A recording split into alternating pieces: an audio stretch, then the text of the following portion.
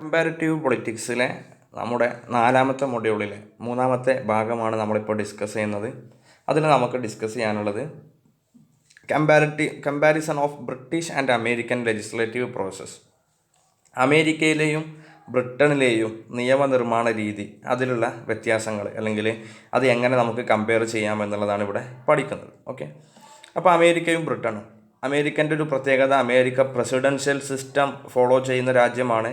Britain cabinet system, അതായത് പ്രധാനമന്ത്രിയും മന്ത്രിമാരും അടങ്ങുന്ന ഒരു ക്യാബിനറ്റ് സിസ്റ്റം മുന്നോട്ട് കൊണ്ടുപോകുന്ന രാജ്യമാണ്. അപ്പോൾ അമേരിക്കയിലെയും ബ്രിട്ടനിലെയും നിയമനിർമ്മാണ സംവിധാനങ്ങൾ ഏത് രീതിയിലാണ് എന്നുള്ളതാണ് ഇനി നോക്കാൻ പോകുന്നത്. ഓക്കെ, അപ്പോൾ അമേരിക്കയും ബ്രിട്ടൻ്റെയും നിയമനിർമ്മാണ സംവിധാനങ്ങളിൽ ചില വ്യത്യാസങ്ങൾ നിലനിൽക്കുന്നുണ്ട്. അമേരിക്കയുടെ നിയമനിർമ്മാണ സംവിധാനത്തിൽ പ്രൈവറ്റ് ബില്ല്, പബ്ലിക് ബില്ല് എന്നീ വ്യത്യാസങ്ങൾ നിലവിലില്ല. എന്നാൽ ഇന്ത്യയിലും ബ്രിട്ടനിലൊക്കെ പ്രൈവറ്റ് ബില്ല്, പബ്ലിക് ബില്ല് എന്നുള്ള പേരിൽ പല വ്യത്യാസങ്ങളും നിലനിൽക്കുന്നുണ്ട്. അതേപോലെ അമേരിക്കയിൽ ഗവൺമെൻറ് ബില്ല്, അതേപോലെ തന്നെ ഗവൺമെൻറ് ബില്ലെന്ന് പ്രൈവറ്റ് ബില്ലെന്നോ മെമ്പർമാരെ അവതരിപ്പിക്കുന്നതിൻ്റെ അടിസ്ഥാനത്തിലാണ് തീരുമാനിക്കുന്നത്. മന്ത്രിമാരൊക്കെ അവതരിപ്പിക്കുന്ന ബില്ലാണെങ്കിൽ അതിനെ ഗവൺമെൻറ് ബില്ലെന്ന് പറയും. മന്ത്രിമാരല്ലാത്ത സാധാരണ മെമ്പർമാർ അവതരിപ്പിക്കുന്ന ബില്ലിനെ പ്രൈവറ്റ് മെമ്പർ ബില്ല് എന്നും പറയും. ഓക്കെ, അപ്പോൾ അമേരിക്കയിൽ എല്ലാ ബില്ലുകളും ഒരേപോലെയാണ് പരിഗണിക്കുന്നത്. എന്നാൽ ഇന്ത്യയിലും ബ്രിട്ടനിലൊക്കെ പല രീതിയിലാണ് ബില്ലുകൾ നിലനിൽക്കുന്നത്. അടിസ്ഥാന പരിശോധനകൾക്ക് ശേഷം ഹൗസ് ഓഫ് കോമൺസിലാണ് ബ്രിട്ടനിൽ ആദ്യമായി ബില്ലുകൾ അവതരിപ്പിക്കുന്നത്. അപ്പോൾ നമ്മുടെ നാട്ടിൽ ലോക്സഭ എന്ന് പറയുന്നതിന് പകരം ബ്രിട്ടനിൽ നിലനിൽക്കുന്ന സംവിധാനമാണ് ഹൗസ് ഓഫ് കോമൺസ്. അപ്പോൾ അവിടെ ബ്രിട്ടനിൽ ആദ്യമായിട്ട് ബില്ലുകൾ അവതരിപ്പിക്കുന്നത് ഹൗസ് ഓഫ് കോമൺസിലാണ്. പിന്നീട് ഇതുമായി ബന്ധപ്പെട്ട് പഠനം നടത്തുന്നതിനും മറ്റൊക്കെ കമ്മിറ്റിയെ വെക്കുന്ന രീതിയാണ് ബ്രിട്ടനിൽ നിലവിലുള്ളത്. ഓക്കെ, ഇനി അതിൽ നമുക്ക് പഠിക്കാനുള്ളത് ജുഡീഷ്യൽ സിസ്റ്റം ഇൻ ഇംഗ്ലണ്ട്. ബ്രിട്ടനിലെ ജുഡീഷ്യൽ സംവിധാനം ഏത് രീതിയിലാണ്? നിയമനിർമ്മാണ സംവിധാനം, നീതിന്യായ സംവിധാനം, ബ്രിട്ടനിലെ നീതിന്യായ സംവിധാനം ഏത് രീതിയിലാണ് എന്നുള്ളതാണ് അടുത്തതായിട്ട് പഠിക്കാനുള്ളത്. ബ്രിട്ടനെ സംബന്ധിച്ചിടത്തോളം ഒരു പ്രത്യേകതയുള്ളത്, നമ്മുടെ ഇന്ത്യ രാജ്യത്ത് നിലനിൽക്കുന്നത് പോലെ കോടതികൾ, സുപ്രീം കോടതി, ഹൈക്കോടതി എന്നീ സംവിധാനങ്ങൾ ബ്രിട്ടനിൽ നിലവിലുണ്ടായിരുന്നില്ല എന്നുള്ളതാണ് ഏറ്റവും പ്രധാന വസ്തുത. എന്നാൽ അമേരിക്കയിൽ സുപ്രീം കോടതിയൊക്കെ നിലനിൽക്കുന്നുണ്ട്. അപ്പോൾ ജുഡീഷ്യൽ സിസ്റ്റം ഇൻ ഇംഗ്ലണ്ടാണ് നമ്മൾ പഠിക്കുന്നത്, ബ്രിട്ടനിലെ ജുഡീഷ്യൽ സിസ്റ്റം. അപ്പോൾ ഈ അമേരിക്കയിൽ നിലനിൽക്കുന്നത് പോലെ ജുഡീഷ്യൽ റിവ്യൂ നമ്മൾ ഒരുപാട് ഭാഗത്ത് പഠിക്കാനുള്ളതാണ്. ജുഡീഷ്യൽ റിവ്യൂ പാർലമെൻറ്റ് നിർമ്മിക്കുന്ന നിയമങ്ങൾക്ക് വാലിഡിറ്റി ഉണ്ടോ ഇല്ലയോ എന്നുള്ളത് കോടതികൾ ചെക്ക് ചെയ്യുന്ന പ്രോസസ്സിനെ വിളിക്കുന്ന പേരാണ് ജുഡീഷ്യൽ റിവ്യൂ. അപ്പോൾ ബ്രിട്ടനിൽ ഈ ജുഡീഷ്യൽ റിവ്യൂ എന്ന് പറയുന്ന ആശയം നിലനിൽക്കുന്നില്ല. ഓക്കെ, ജുഡീഷ്യൽ റിവ്യൂ എന്ന ആശയം ബ്രിട്ടനിൽ നിലനിൽക്കുന്നില്ല.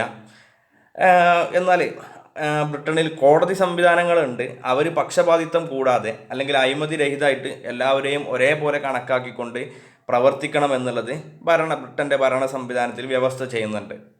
കൂടാതെ അഡ്മിനിസ്ട്രേറ്റീവ് സംവിധാനം, അതായത് ഭരണപരമായിട്ടുള്ള കാര്യങ്ങളിൽ ഏതെങ്കിലും തരത്തിലുള്ള നീതിന്യായ പ്രശ്നങ്ങൾ മറ്റൊക്കെ വന്നു കഴിഞ്ഞാൽ അത് പരിഹരിക്കുന്നതിന് അഡ്മിനിസ്ട്രേറ്റീവ് കോർട്ടുകൾ ബ്രിട്ടനിൽ നിലവിലുണ്ട്. അഡ്മിനിസ്ട്രേറ്റീവ് കോർട്ട് എന്ന് പറഞ്ഞാൽ ഭരണവുമായി ബന്ധപ്പെട്ടുള്ള പ്രശ്നങ്ങളൊക്കെ ഉണ്ടെങ്കിൽ അതൊക്കെ പരിഹരിക്കാൻ അഡ്മിനിസ്ട്രേറ്റീവ് കോർട്ടുകൾ എന്ന ആശയം ബ്രിട്ടനിൽ നിലനിൽക്കുന്നുണ്ട്. അതോടൊപ്പം ബ്രിട്ടനിൽ സിവിൽ കേസുകൾ പരിഗണിക്കുന്നതിന് ഒരു കോടതി സംവിധാനമുണ്ട്. ക്രിമിനൽ കേസുകൾ പരിഗണിക്കുന്നതിന് മറ്റൊരു കോടതി സംവിധാനമുണ്ട്. ഇപ്പോൾ സിവിൽ കേസ് എന്ന് പറഞ്ഞാൽ പൗരന്മാരുടെ അവകാശങ്ങളുമായി ബന്ധപ്പെട്ട കേസുകളാണ് സിവിൽ കേസുകൾ എന്ന് പറയുന്നത്. ഓക്കെ, ദെൻ ക്രിമിനൽ നടപടിക്രമങ്ങളുമായി ബന്ധപ്പെട്ട കേസുകൾ പരിഗണിക്കുമ്പോൾ അത് ക്രിമിനൽ കോടതി എന്നുള്ള രീതിയിൽ രണ്ട് സംവിധാനങ്ങൾ ബ്രിട്ടനിൽ നിലനിൽക്കുന്നുണ്ട്. ക്രിമിനൽ കോടതിയുണ്ട്, ദെൻ സിവിൽ കോടതിയുണ്ട്. ബ്രിട്ടൻ്റെ ഭരണ സംവിധാനത്തിൽ അല്ലെങ്കിൽ ജുഡീഷ്യൽ സിസ്റ്റത്തിൽ ഏറ്റവും പ്രധാനപ്പെട്ട ഒരു പ്രത്യേകതയാണ് റൂൾ ഓഫ് ലോ എന്ന് പറയുന്നത്, നിയമവാഴ്ച. നമ്മുടെ രാജ്യം ഈ റൂൾ ഓഫ് ലോ എന്നുള്ള ആശയം കടം കൊണ്ടിട്ടുള്ളതൊക്കെ ബ്രിട്ടൻ്റെ ഭരണഘടനയിൽ നിന്നാണ്. ബ്രിട്ടീഷ് ഭരണഘടനയുടെ അടിസ്ഥാന ആശയങ്ങളിലൊന്നാണ് നിയമവാഴ്ച. ഓക്കെ, നിയമത്തിന് ഏറ്റവും കൂടുതൽ പ്രാധാന്യം കിട്ടുക, എല്ലാ കാര്യങ്ങളും നിയമത്തിൻ്റെ കീഴിൽ നടക്കുക എന്നുള്ളതാണ് റൂൾ ഓഫ് ലോ എന്നതിൻ്റെ അർത്ഥമായിട്ട് പറയുന്നത്. ഏതൊരു കാര്യവും ഭരണഘടനയുടെ അടിസ്ഥാനത്തിൽ മാത്രമേ നടപ്പാക്കാവൂ എന്നതാണ് നിയമവാഴ്ചയുടെ അടിസ്ഥാനമായിട്ട് പറയുന്നത്. എല്ലാ കാര്യങ്ങളും എന്തിൻ്റെ അടിസ്ഥാനത്തിൽ മാത്രം? ഭരണഘടനയുടെ അടിസ്ഥാനത്തിൽ മാത്രമേ നടപ്പിലാക്കാൻ പാടുള്ളൂ എന്നതാണ് നിയമവാഴ്ച എന്നതിൻ്റെ അടിസ്ഥാനം. ഇനി അടുത്തത് പറയുന്നത് ഓർഗനൈസേഷൻ ഓഫ് ദി ജുഡീഷ്യറി. ഈ ജുഡീഷ്യൽ സംവിധാനം ബ്രിട്ടനിൽ ഏത് രീതിയിലാണ് ഓർഗനൈസേഷൻ സംഘടിപ്പിക്കപ്പെട്ടിരിക്കുന്നത്, അല്ലെങ്കിൽ അതിൻ്റെ ഒരു ഏറ്റവും ഉയർന്ന കോടതി, താഴ്ന്ന കോടതി എന്നുള്ള സംവിധാനം എന്തൊക്കെയാണെന്നുള്ളതാണ് പറയുന്നത്. 1870 പാസ്സാക്കിയ നിയമത്തിൻ്റെ അടിസ്ഥാനത്തിലാണ് ബ്രിട്ടനിലെ കോടതികളെല്ലാം ഇന്നും പ്രവർത്തിക്കുന്നത്. ഓക്കെ, 1870, അതായത് ആദ്യ കാലഘട്ടത്തിലെ ഒരു കോടതി സംവിധാനവും അതുമായി ബന്ധപ്പെട്ട് കൃത്യമായ ഭരണവ്യവസ്ഥിതിയൊക്കെ രൂപപ്പെടുത്തിയിട്ടുള്ള രാജ്യങ്ങളിൽ ഒന്നാണ് ബ്രിട്ടൻ. ഓക്കെ, അപ്പം 1870 പാസ്സാക്കിയ നിയമത്തിൻ്റെ അടിസ്ഥാനത്തിലാണ് ബ്രിട്ടനിലെ കോടതി സംവിധാനങ്ങളൊക്കെ ഇന്നും പ്രവർത്തിക്കുന്നത്. ഈ നിയമം അനുസരിച്ച് രാജ്യത്തിൻ്റെ പല ഭാഗത്തും പല രീതികളിലാണ് കോടതി സംവിധാനങ്ങൾ നിലനിൽക്കുന്നത്. അപ്പോൾ ഏറ്റവും ഉയർന്ന കോടതിയായിട്ട് ബ്രിട്ടനിൽ നിലനിൽക്കുന്നത് ഹൗസ് ഓഫ് ലോർഡ്സ് എന്ന് പറയും. ഹൗസ് ഓഫ് ലോർഡ്സ് ആണ് ഏറ്റവും വലിയ കോടതിയായിട്ട് ബ്രിട്ടനിൽ നിലനിൽക്കുന്നത്. ബ്രിട്ടനിലെ കോടതി സംവിധാനങ്ങളിൽ ഉയർന്ന സ്ഥാനത്ത് നിൽക്കുന്നത് ഹൗസ് ഓഫ് ലോർഡ്സ് ആണ്. ഈ ഹൗസ് ഓഫ് ലോർഡ്സ് ഭരണഘടനയുമായി ബന്ധപ്പെട്ട് ഒറിജിനൽ അധികാരവും പിന്നെ അപ്പീൽ അധികാരം ഇവർക്ക് നിലനിൽക്കുന്നുണ്ട്. അപ്പോൾ ഈ ഒറിജിനൽ അധികാരവും അപ്പീൽ അധികാരവും നമ്മൾ മുമ്പ് പഠിച്ചിട്ടുണ്ട്. ഒറിജിനൽ അധികാരം എന്ന് പറഞ്ഞാൽ ഭരണഘടനാപരമായി പല കേസുകളിലും ഔദ്യോഗികമായി ആരംഭിക്കാൻ തന്നെ, അല്ലെങ്കിൽ അതിന് കോടതി നടപടികളിൽ അവർക്ക് വാദം കേൾക്കാൻ തന്നെ ഈ ഹൗസ് ഓഫ് ലോർഡ്സിന് മാത്രം അധികാരമുള്ളതിനെയാണ് നമ്മൾ ഒറിജിനൽ അധികാരം എന്ന് പറയാം. അപ്പീൽ അധികാരം, താഴെ തട്ടിലുള്ള കോടതികളുണ്ടെങ്കിൽ അതിൽ നിന്നും അപ്പീലായിട്ട് വരുന്ന കാര്യങ്ങൾ സ്വീകരിക്കാനും അതിൽ വാദം കേൾക്കാനും ഉള്ള അധികാരത്തെ അപ്പീൽ അധികാരം എന്ന് പറയും. അതായത് താഴെ തട്ടിൽ നിന്നുള്ള കോടതിയിൽ അപ്പീൽ നൽകി വരുന്ന ഒരു കേസിൽ വാദം കേൾക്കാനുള്ള അധികാരത്തെ വിളിക്കുന്ന പേരാണ് അപ്പീൽ അധികാരം. അതും ബ്രിട്ടനിൽ നിലനിൽക്കുന്നത് ഹൗസ് ഓഫ് ലോർഡ്സിനാണ്. ഓക്കെ, അപ്പോൾ രണ്ടിൻ്റെയും അധികാരമുള്ളത് ഹൗസ് ഓഫ് ലോർഡ്സിനാണ്. ബ്രിട്ടനിലെ മറ്റൊരു കോടതി സംവിധാനമാണ് സിവിൽ കോർട്ടുകൾ. സിവിൽ കേസുകളുമായി ബന്ധപ്പെട്ട് പൗരന്മാരുടെ അടിസ്ഥാന അവകാശങ്ങളുമായി ബന്ധപ്പെട്ട പ്രശ്നങ്ങൾ പരിഹരിക്കുന്നത് സിവിൽ കോടതികളിലാണ്. ഓക്കെ, മറ്റൊരു കോടതി സംവിധാനമാണ് കൺട്രി കോർട്ട് എന്നുള്ള പേരിൽ അറിയപ്പെടുന്നത്. ചെറിയ കോടതികൾ, അതായത് ചെറിയ പ്രദേശങ്ങളിലെ ചെറിയ പ്രശ്നങ്ങളൊക്കെ പരിഹരിക്കുന്നതിന് ബ്രിട്ടനിൽ നിലനിൽക്കുന്ന കോടതി സംവിധാനമാണ് കൺട്രി കോർട്ടുകൾ എന്ന് പറയുന്നത്. ഒരൊറ്റ ജഡ്ജ് മാത്രമായിരിക്കും അത്തരം കോർട്ടുകളിൽ ഉണ്ടാവുക, സിംഗിൾ ജഡ്ജ് ആയിരിക്കും. അപ്പോൾ അതുകൊണ്ട് തന്നെ ചെറിയ കോടതി സംവിധാനമാണെന്നുള്ളത് നമുക്ക് മനസ്സിലാക്കാം. പിന്നെ ബ്രിട്ടനിൽ ക്രിമിനൽ നടപടിക്രമങ്ങളൊക്കെ കൈകാര്യം ചെയ്യുന്നതിന് ക്രിമിനൽ കോർട്ടുകൾ നിലനിൽക്കുന്നുണ്ട്. അതായത് പൗരന്മാരുമായി ബന്ധപ്പെട്ട് വ്യത്യസ്ത രീതിയിലുള്ള ക്രിമിനൽ കേസുകളൊക്കെ കൈകാര്യം ചെയ്യുന്നത് ക്രിമിനൽ കോടതികളാണ്. ഓക്കെ, ഈ ക്രിമിനൽ കോടതികളെ പല സ്ഥലങ്ങളിലും കൺട്രി കോർട്ടുകൾ എന്നുള്ള പേരിലും അറിയപ്പെടാറുണ്ട്. ഓക്കെ, പിന്നീട് ഈ ക്രിമിനൽ കോടതിയിൽ നിന്നുള്ള കേസുകളിലൊക്കെ വിധി വരുമ്പോൾ ഉയർന്ന കോടതികളിലേക്ക് അപ്പീൽ ചെയ്യാൻ അധികാരവും നൽകുന്നുണ്ട്. അപ്പീലായിട്ട് പോകാൻ പറ്റുന്ന അവസരവും ബ്രിട്ടനിൽ നിലനിൽക്കുന്നുണ്ട്. ഇനി സുപ്രീം കോർട്ട്, UK-യിലെ, അതായത് ബ്രിട്ടനിലെ സുപ്രീം കോർട്ട് ഏത് രീതിയിലാണ് എന്നുള്ളതാണ് പറയുന്നത്. ബ്രിട്ടനിലെ സുപ്രീം കോടതി 2009 മുതൽ നിലവിൽ വന്നിട്ടുള്ള മറ്റൊരു കോടതി എന്നുള്ള ആശയമാണ് സുപ്രീം കോടതി. അതായത് ലോകത്തെ പല രാജ്യങ്ങളിലും സുപ്രീം കോടതി ഉണ്ട്. എന്നാൽ ബ്രിട്ടനിൽ അതുവരെ ഹൗസ് ഓഫ് ലോർഡ്സ് ആയിരുന്നു ഏറ്റവും വലിയ കോടതി. 2009 മുതൽ ഇവർ സുപ്രീം കോടതി എന്നുള്ള സംവിധാനം എസ്റ്റാബ്ലിഷ് ചെയ്യണം എന്നുള്ളൊരു തീരുമാനമെടുക്കുകയും അതിൻ്റെ അടിസ്ഥാനത്തിൽ രാജ്യത്ത് സുപ്രീം കോടതി സംവിധാനങ്ങൾ ആരംഭിക്കുകയും ചെയ്തിട്ടുണ്ട്. അപ്പോൾ ഭരണപരിഷ്കരണവുമായി ബന്ധപ്പെട്ട് പുതിയ കോടതി സംവിധാനം എന്നുള്ള രീതിയിൽ ഇന്ന് നിലനിൽക്കുന്നത് അവിടെ സുപ്രീം കോടതിയാണ്. എന്നാൽ അതോടൊപ്പം തന്നെ പരമ്പരാഗതമായിട്ട് ഏറ്റവും വലിയ കോടതിയായിട്ട് നിലനിൽക്കുന്ന ഹൗസ് ഓഫ് ലോർഡ്സ് എന്ന് പറയുന്ന സംവിധാനത്തിന് കൃത്യമായ പ്രാധാന്യം അവർ നിലനിർത്തുകയും ചെയ്തിട്ടുണ്ട്. ഓക്കെ, അതാണ് സുപ്രീം കോടതി എന്നുള്ളത് 2009 മുതലാണ് ബ്രിട്ടനിൽ ആരംഭിച്ചിട്ടുള്ളത്. അത് ശ്രദ്ധിക്കണം. അതിന് മുൻപ് എല്ലാ അധികാരങ്ങളും ഹൗസ് ഓഫ് ലോർഡ്സിനായിരുന്നു. ഇന്ന് ഹൗസ് ഓഫ് ലോർഡ്സിനെ പോലെ സുപ്രീം കോടതി എന്നുള്ള സംവിധാനവും ബ്രിട്ടൻ ഫോളോ ചെയ്യുന്നുണ്ട്. ഓക്കെ, ഇത്രയും കാര്യങ്ങളാണ് ബ്രിട്ടനിലെ കോടതി സംവിധാനങ്ങളെക്കുറിച്ച് പറയുന്നത്. ഇനി ഡിസ്കസ് ചെയ്യാനുള്ളത് അമേരിക്കയുടെ എക്സിക്യൂട്ടീവ് സംവിധാനത്തെക്കുറിച്ചാണ്. അമേരിക്കയുടെ എക്സിക്യൂട്ടീവ് സംവിധാനം എന്ന് വെച്ചാൽ അമേരിക്കൻ പ്രസിഡൻറ്റ്, അമേരിക്കയിലെ കോടതി സംവിധാനങ്ങൾ ഏത് രീതിയിലാണ് എന്നുള്ളതുമാണ് ഇനി പരിശോധിക്കാൻ പോകുന്നത്. അപ്പോൾ നമുക്ക് റീസെൻ്റായിട്ട് അമേരിക്കൻ പ്രസിഡൻറ്റ് ഇലക്ഷൻ കഴിഞ്ഞത് നിങ്ങൾക്ക് എല്ലാവർക്കും അറിയുന്നതാണ്. അമേരിക്കയിൽ ഇപ്പോൾ നിലവിൽ ഡൊണാൾഡ് ട്രംപ് വീണ്ടും പ്രസിഡൻ്റായിട്ട് അധികാരം നേടിയിരിക്കുകയാണെന്ന് നിങ്ങൾക്കറിയാം. ഇതിനു മുൻപ് ജോ ബൈഡൻ ആയിരുന്നു അമേരിക്കേൻ്റെ പ്രസിഡൻ്റായിട്ട് ഉണ്ടായിരുന്നത്. ഇനി മുതലുള്ള അടുത്ത വർഷം മുതൽ അമേരിക്കയുടെ പ്രസിഡൻ്റായിട്ട് ഡൊണാൾഡ് ട്രംപ് വീണ്ടും രണ്ടാമത് അധികാരത്തിൽ വരുന്ന ഒരു കാലമാണ്. അപ്പോൾ അമേരിക്കയുടെ ഭരണഘടനയുടെ ആർട്ടിക്കിൾ 2 അനുസരിച്ച്, അമേരിക്കൻ ഭരണഘടനയുടെ ആർട്ടിക്കിൾ 2 അനുസരിച്ചിട്ട് എല്ലാ എക്സിക്യൂട്ടീവ് അധികാരങ്ങളും അമേരിക്കയുടെ പ്രസിഡൻറ്റിൻ്റെ കൈവശം നിക്ഷിപ്തമാണെന്നാണ് പറയുന്നത്. എല്ലാ എക്സിക്യൂട്ടീവ് അധികാരങ്ങളും അമേരിക്കൻ്റെ പ്രസിഡൻറ്റിൻ്റെ കയ്യിലാണ് നിലനിൽക്കുന്നത്. അപ്പോൾ അമേരിക്കയ്ക്ക് ഒരു പ്രസിഡന്റ് ഉണ്ടായിരിക്കണം എന്നുള്ളത് ആർട്ടിക്കിൾ 2 അനുസരിച്ച് പറയുന്നുണ്ട്. ഇന്ത്യ രാജ്യത്തൊക്കെ പ്രസിഡന്റിൻ്റെ കാലാവധി 5 വർഷമാണെങ്കിൽ അമേരിക്കയിൽ പ്രസിഡന്റിൻ്റെ കാലാവധി പറയുന്നത് 4 വർഷമാണ്. ഓക്കെ, 4 വർഷത്തേക്കാണ് അമേരിക്കയിൽ പ്രസിഡന്റിനെ തിരഞ്ഞെടുക്കുന്നത്. കൂടാതെ അമേരിക്കൻ പ്രസിഡന്റിന് ഒരു ഒരു ഒരു ഒരു വ്യക്തിക്ക് അമേരിക്കൻ പ്രസിഡന്റ് സ്ഥാനത്തേക്ക് 2 തവണ മാത്രമേ തിരഞ്ഞെടുക്കാൻ പാടുള്ളൂ എന്നുള്ളതും അവിടെ നിയമമായിട്ടുണ്ട്. അതായത് ഒരാൾക്ക് 2 തവണ, ഒരു തവണ എന്ന് പറഞ്ഞാൽ 4 വർഷമാണ്, 2 തവണ എന്ന് പറഞ്ഞാൽ 8 വർഷമായിരിക്കും. അപ്പോൾ 8 വർഷം ഒരാൾ അമേരിക്കയുടെ പ്രസിഡന്റ് ആയിക്കഴിഞ്ഞാൽ പിന്നീട് അയാൾക്ക് അമേരിക്കയുടെ പ്രസിഡന്റ് ആവാൻ കഴിയില്ല എന്നുള്ളതാണ്. ആകെ 2 തവണ മാത്രമേ അമേരിക്കൻ പ്രസിഡന്റായിട്ട് ഒരാൾക്ക് തിരഞ്ഞെടുക്കപ്പെടാനുള്ള അധികാരമുള്ളൂ അല്ലെങ്കിൽ അവകാശമുള്ളൂ. ഓക്കെ, ഇനി അമേരിക്കയിലെ പ്രസിഡന്റിനെ തിരഞ്ഞെടുക്കുന്നത് ഇലക്ട്രൽ കോളേജാണ് അമേരിക്കയിലെ പ്രസിഡന്റിനെ തിരഞ്ഞെടുക്കുന്നത്. അമേരിക്കൻ പ്രസിഡന്റിനെ തിരഞ്ഞെടുക്കുന്നത് ഇലക്ട്രൽ കോളേജ്. ഓക്കെ, അതൊന്ന് ഓർത്ത് വെക്കുക. പലപ്പോഴും അമേരിക്കൻ പ്രസിഡന്റ് ഇലക്ഷനിൽ അതുമായി ബന്ധപ്പെട്ട് ക്വസ്റ്റ്യൻസ് വരുമ്പോൾ നമുക്ക് എഴുതേണ്ട ഒരു പോയിന്റാണ്. ഇലക്ട്രൽ കോളേജാണ് അമേരിക്കൻ പ്രസിഡന്റിനെ തിരഞ്ഞെടുക്കുന്നത്. രാജ്യത്തിൻ്റെ തലവൻ പ്രസിഡന്റ് സ്ഥാനമാണെങ്കിലും നിയമനിർമ്മാണ സംവിധാനങ്ങളിലെല്ലാം മറ്റൊരു സംവിധാനം അമേരിക്കയിൽ നിലനിൽക്കുന്നുണ്ട്. അപ്പോൾ രാജ്യത്തിൻ്റെ തലവൻ എന്നുള്ളത് പ്രസിഡൻ്റാണ്, അമേരിക്കൻ പ്രസിഡൻ്റാണ്, അമേരിക്കയിലെ ഏറ്റവും പവർഫുൾ ആയിട്ടുള്ള ആൾ. ലോകത്തെ തന്നെ എല്ലാ രാജ്യങ്ങളിലെ ഭരണകാര്യങ്ങളിലും പലപ്പോഴും അമേരിക്ക ഇടപെടാറുണ്ട്. ആ നിലയ്ക്ക് ലോകത്തെ തന്നെ ഏറ്റവും വലിയ പൊസിഷനായിട്ട് അറിയപ്പെടുന്നതും അമേരിക്കൻ പ്രസിഡന്റ് സ്ഥാനമാണ്. പക്ഷേ അമേരിക്കയിലെ പ്രസിഡന്റ് നിലനിൽക്കുന്നുണ്ടെങ്കിലും അമേരിക്കയിലെ നിയമനിർമ്മാണത്തിലൊക്കെ മറ്റ് സംവിധാനങ്ങൾ നിലനിൽക്കുന്നുണ്ട്. ഓക്കെ, ഇനി അമേരിക്കൻ പ്രസിഡന്റ് ആകുന്നതിനുള്ള ക്വാളിഫിക്കേഷൻസ് ആണ് പറയുന്നത്. ഒന്ന്, അമേരിക്കൻ പൗരനായിരിക്കണം. ഓക്കെ, അമേരിക്കയിൽ ജനിച്ചിട്ടുള്ള അമേരിക്കൻ പൗരനായിരിക്കുക എന്നുള്ളതാണ്. രണ്ടാമത്തെ ക്വാളിഫിക്കേഷൻ പറയുന്നത് അമേരിക്കൻ പ്രസിഡന്റ് ആകണമെങ്കിൽ അദ്ദേഹത്തിന് 35 വയസ്സുണ്ടായിരിക്കണം. ഇനി 14 വർഷം സ്ഥിരമായി അമേരിക്കയിൽ താമസിക്കുന്ന ആളായിരിക്കണം. അതായത് കഴിഞ്ഞ 14 വർഷം, അതായത് അമേരിക്കൻ പ്രസിഡന്റ് സ്ഥാനത്തേക്ക് മത്സരിക്കുന്നതിന് മുൻപ് 14 വർഷം അമേരിക്കൻ പൗരനായിരിക്കണം എന്നുള്ളതാണ്. അപ്പോൾ റീസെൻ്റായിട്ട് അമേരിക്കയിൽ പോയി സെറ്റിലായിട്ട് അവിടെ പൗരത്വമുള്ള ആളുകൾക്ക് ചിലപ്പോൾ മത്സരിക്കാൻ പറ്റില്ല. എന്നാൽ 14 വർഷമെങ്കിലും അമേരിക്കൻ പൗരത്വമുള്ള വ്യക്തികൾക്ക് മാത്രമേ എന്ത് ചെയ്യാൻ പറ്റുള്ളൂ, പ്രസിഡന്റ് സ്ഥാനത്തേക്ക് മത്സരിക്കാൻ പറ്റുകയുള്ളൂ എന്നുള്ളതാണ്.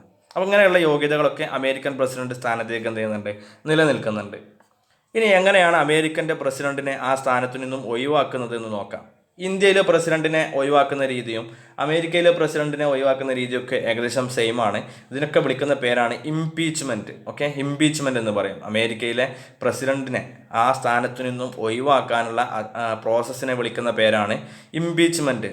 അപ്പോൾ പ്രസിഡന്റ് ഏതെങ്കിലും തരത്തിൽ കുറ്റകൃത്യങ്ങളിൽ ഏർപ്പെടുകയോ അല്ലെങ്കിൽ അദ്ദേഹത്തിൻ്റെ സ്ഥാനങ്ങൾ കൃത്യമായിട്ട് നടത്തിക്കൊണ്ടു പോകാൻ സാധിക്കാതിരിക്കുകയോ ചെയ്തു കഴിഞ്ഞാൽ അത്തരം അവസരങ്ങളിൽ അദ്ദേഹത്തെ ആ സ്ഥാനത്ത് നിന്ന് മാറ്റാം. അതിനെ വിളിക്കുന്ന പ്രോസസ്സാണ് ഇംപീച്ച്മെൻറ്റ് എന്ന് പറയുന്നത്. ഓക്കെ, ദെൻ അമേരിക്കൻ പ്രസിഡന്റിൻ്റെ പവേഴ്സ് എന്തെല്ലാമാണ് അമേരിക്കയുടെ പ്രസിഡന്റിൻ്റെ അധികാരങ്ങൾ. ലോകത്തെ ഏറ്റവും കൂടുതൽ അധികാരമുള്ള വ്യക്തിയാണ് അമേരിക്കൻ്റെ പ്രസിഡന്റ് എന്ന് പറയുന്നത്, അല്ലേ. ദെൻ അമേരിക്കൻ പ്രസിഡന്റിൻ്റെ എക്സിക്യൂട്ടീവ് അധികാരങ്ങളും നിയമനിർമ്മാണവുമായി ബന്ധപ്പെട്ട അധികാരങ്ങളും കോടതി സംവിധാനങ്ങളുമായി ബന്ധപ്പെട്ട അധികാരങ്ങളൊക്കെ നിലനിൽക്കുന്നുണ്ട്. ഇപ്പോൾ ഇന്ത്യയിലെ പ്രസിഡന്റിന് ഒരുപാട് അധികാരങ്ങളുണ്ടെന്ന് പറഞ്ഞതുപോലെ അമേരിക്കയുടെ പ്രസിഡന്റിനും ഒരുപാട് അധികാരങ്ങളുണ്ട്. അമേരിക്കൻ പ്രസിഡന്റിൻ്റെ എക്സിക്യൂട്ടീവ് അധികാരങ്ങൾ എന്തൊക്കെയാണെന്ന് നോക്കാം. അമേരിക്കൻ പ്രസിഡന്റിൻ്റെ എക്സിക്യൂട്ടീവ് അധികാരങ്ങൾ എന്ന് പറഞ്ഞാൽ അതിൽ വ്യത്യസ്ത രീതിയിലുള്ള എക്സിക്യൂട്ടീവ് അധികാരങ്ങൾ അദ്ദേഹത്തിനുണ്ട്. ഒന്നാമതായിട്ട് പറയുന്നത് ഭരണ സംവിധാനങ്ങളുടെ മൊത്തം ഹെഡ് അല്ലെങ്കിൽ തലവനായിട്ട് അറിയപ്പെടുന്ന ആൾ അമേരിക്കൻ പ്രസിഡന്റാണ്. രാജ്യത്തിന് ഔദ്യോഗികമായിട്ട് തീരുമാനങ്ങൾ എടുത്തു കഴിഞ്ഞാൽ ആ തീരുമാനങ്ങൾ നടപ്പിലാക്കുന്നതുമായി ബന്ധപ്പെട്ട ഉത്തരവുകൾ പുറപ്പെടുവിക്കുന്നതും തീരുമാനങ്ങളിൽ ഒപ്പുവെക്കുന്നതും ഒക്കെ പ്രസിഡന്റാണ്. ഓക്കെ, അതാണ് ഏറ്റവും പ്രധാനപ്പെട്ട എക്സിക്യൂട്ടീവ് അധികാരം. രാജ്യത്തിൻ്റെ ഭരണ സംവിധാനങ്ങളുടെ തലവൻ അമേരിക്കയുടെ പ്രസിഡന്റാണ്. അമേരിക്കയിൽ എല്ലാ തീരുമാനങ്ങളും നടപ്പിൽ വരുത്തുന്നതിന് അല്ലെങ്കിൽ നടപ്പിലാക്കുന്നതിനുള്ള ഉത്തരവുകൾ പുറപ്പെടുവിക്കുന്നതും അതോടൊപ്പം അത് നിർവഹിക്കുന്നതുമായി ബന്ധപ്പെട്ട് ഉദ്യോഗസ്ഥന്മാരെയും മറ്റു കാര്യനിർവഹണ വിഭാഗങ്ങളൊക്കെ തീരുമാനിക്കുന്നതും അമേരിക്കയുടെ പ്രസിഡന്റാണ് എന്നുള്ളതാണ് ഇവിടെ പറഞ്ഞിട്ടുള്ളത്. മറ്റൊരു പ്രധാനപ്പെട്ട പോയിന്റ്, രാജ്യത്തെ വ്യത്യസ്ത രീതിയിലുള്ള അപ്പോയിൻമെൻറ്റുകൾ നടത്തുന്നതിനുള്ള അധികാരം പ്രസിഡന്റിനുണ്ട്. അപ്പോയിൻമെൻ്റ് എന്ന് വെച്ചാൽ രാജ്യത്ത് ഓരോ പദവികളിലും ആരൊക്കെ വരണം എന്നുള്ള ഒരു സിസ്റ്റം. അതായത് രാജ്യത്തെ പ്രധാനപ്പെട്ട എക്സിക്യൂട്ടീവ് ഉദ്യോഗസ്ഥ വിഭാഗങ്ങളെയൊക്കെ നിയമിക്കുന്നതിനുള്ള അധികാരം പ്രസിഡന്റിനുണ്ട് എന്നുള്ളതാണ് ഇവിടെ പറയുന്നത്. അപ്പോൾ അപ്പോയിൻമെൻറ്റുകൾ നടത്തുന്നതിനുള്ള അധികാരം. കൂടാതെ അമേരിക്കയിൽ നിലനിൽക്കുന്ന ഒരു സിസ്റ്റമാണ് സ്പോയിൽ സിസ്റ്റം എന്ന് പറയും. ഈ സ്പോയിൽ സിസ്റ്റം എന്ന് വെച്ചാൽ അമേരിക്കയുടെ പ്രസിഡന്റ് മാറി പുതിയൊരു പ്രസിഡന്റ് വരികയാണെന്ന് വിചാരിക്കുക. അത്തരം അവസരത്തിൽ അദ്ദേഹത്തിന് കൂടുതൽ താല്പര്യമുള്ള വ്യക്തികളെ അമേരിക്കയുടെ വ്യത്യസ്തമായ ഭരണ സംവിധാനങ്ങളിലെല്ലാം നിയമിക്കാനുള്ള അധികാരം അദ്ദേഹത്തിനുണ്ട്. ഓക്കെ, അതിനെ വിളിക്കുന്ന പേരാണ് സ്പോയിൽ സിസ്റ്റം എന്ന് പറയുന്നത്. ഇനി അടുത്ത പോയിന്റ്, അമേരിക്കയിൽ വ്യത്യസ്തരായ മന്ത്രിമാരെയും മറ്റു രാജ്യങ്ങളിലുള്ള അംബാസഡർമാരെയും ഫെഡറൽ കോടതികളിലെ ജഡ്ജിമാരെയും മറ്റു പ്രധാനപ്പെട്ട എല്ലാ ഓഫീസ് സംവിധാനങ്ങളിലേക്കുള്ള വ്യക്തികളൊക്കെ നിയമിക്കുന്നത് അമേരിക്കയുടെ പ്രസിഡന്റാണ് എന്നുള്ളതാണ് മറ്റൊരു പ്രധാനപ്പെട്ട പോയിന്റ്. അപ്പോൾ അമേരിക്കയിൽ മറ്റു രാജ്യങ്ങളിലേക്കുള്ള അംബാസഡർമാർ, ഇപ്പോൾ അമേരിക്കയിൽ നിന്ന് ഇന്ത്യയിലേക്ക് ആളുകൾ വരികയാണ്, അംബാസഡർമാർ വരികയാണ്, അവരെ നിയമിക്കുന്നതിനുള്ള അധികാരം അമേരിക്കയുടെ പ്രസിഡന്റിനാണ്. അതോടൊപ്പം മറ്റ് കോടതി സംവിധാനങ്ങളിലെ ജഡ്ജിമാരെ നിയമിക്കുന്നതിനുള്ള അധികാരവും പ്രസിഡന്റിനാണ്. അതോടൊപ്പം മറ്റെല്ലാ പ്രധാനപ്പെട്ട ഓഫീസ് സംവിധാനങ്ങളിലേക്കുള്ള ഹെഡ്മാരെ, തലവന്മാരെ, അവിടുത്തെ ഉദ്യോഗസ്ഥരൊക്കെ നിയമിക്കുന്നതിനുള്ള അധികാരം പ്രസിഡന്റിനുണ്ട് എന്നുള്ളതാണ് ഇവിടെ പറഞ്ഞിട്ടുള്ളത്. ഇനി പവർ ഓഫ് റിമൂവൽ എങ്ങനെ,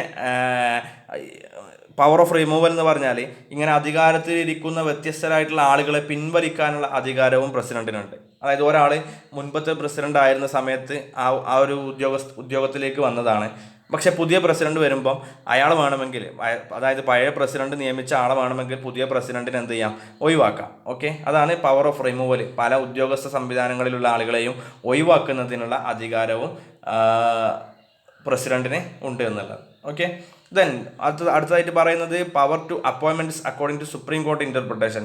സുപ്രീം കോടതിയുമായി ബന്ധപ്പെട്ട വ്യത്യസ്തരായിട്ടുള്ള ആളുകളെ നിയമിക്കുന്നതിന് അവരുടെ ഇൻ്റർപ്രിട്ടേഷൻസിനനുസരിച്ചിട്ട് പുതിയ സംവിധാനങ്ങൾ തീരുമാനമെടുക്കുന്നതിനൊക്കെയുള്ള അധികാരം പ്രസിഡന്റിനുണ്ട്. ദെൻ മറ്റൊരു പ്രധാനപ്പെട്ട പോയിന്റാണ് പവർ ഓഫ് ഫോറിൻ അഫയേഴ്സ്. വിദേശ രാജ്യങ്ങളുമായി ബന്ധപ്പെട്ട് കരാറുകൾ ഒപ്പിടുന്നതിനുള്ള അധികാരം പ്രസിഡന്റിനുണ്ട്. ഓക്കെ, വിദേശ രാജ്യങ്ങൾ, ഇപ്പോൾ ഇന്ത്യയുമായിട്ടൊരു കരാർ ഒപ്പിടാൻ അമേരിക്കൻ പ്രസിഡന്റിന് അധികാരമുണ്ട്. വിദേശ രാജ്യങ്ങളുമായി ബന്ധപ്പെട്ട് കരാറുകളിൽ ഒപ്പുവെക്കുന്നതിന് പ്രസിഡന്റിന് അധികാരമുണ്ട്. ഇനി രാജ്യത്തിൻ്റെ മൊത്തം സുരക്ഷയുമായി ബന്ധപ്പെട്ട വിഷയങ്ങളിൽ ഏറ്റവും അധികാരമുള്ള വ്യക്തി എന്ന് പറയുന്നത് അമേരിക്കയുടെ പ്രസിഡന്റാണ്. അമേരിക്ക മറ്റൊരു രാജ്യത്തോട് യുദ്ധം ചെയ്യണമോ വേണ്ടയോ എന്നുള്ളത് പ്രഖ്യാപിക്കുന്നത് അമേരിക്കൻ്റെ പ്രസിഡന്റാണ്. അപ്പോൾ യുദ്ധം പ്രഖ്യാപിക്കുന്നത് അമേരിക്കയുടെ പ്രസിഡന്റ് ആയിരിക്കും. അതോടൊപ്പം അവിടുത്തെ സൈനിക സംവിധാനങ്ങളുടെ എല്ലാം തലവനായിട്ട് അറിയപ്പെടുന്നതും അമേരിക്കയുടെ പ്രതിരോധ വകുപ്പിൻ്റെ ഹെഡായിട്ട് അറിയപ്പെടുന്നതും അമേരിക്കയുടെ പ്രസിഡന്റ് തന്നെയായിരിക്കും. ഓക്കെ, അമേരിക്കയിൽ കൺട്രോൾ ഓവർ ക്യാബിനറ്റ് എന്ന് പറയുന്നുണ്ട്. അമേരിക്കയിൽ സ്പോയിൽ സിസ്റ്റം നിലനിൽക്കുന്ന രാജ്യമാണ്. സ്പോയിൽ സിസ്റ്റം നമ്മൾ നേരത്തെ പറഞ്ഞു.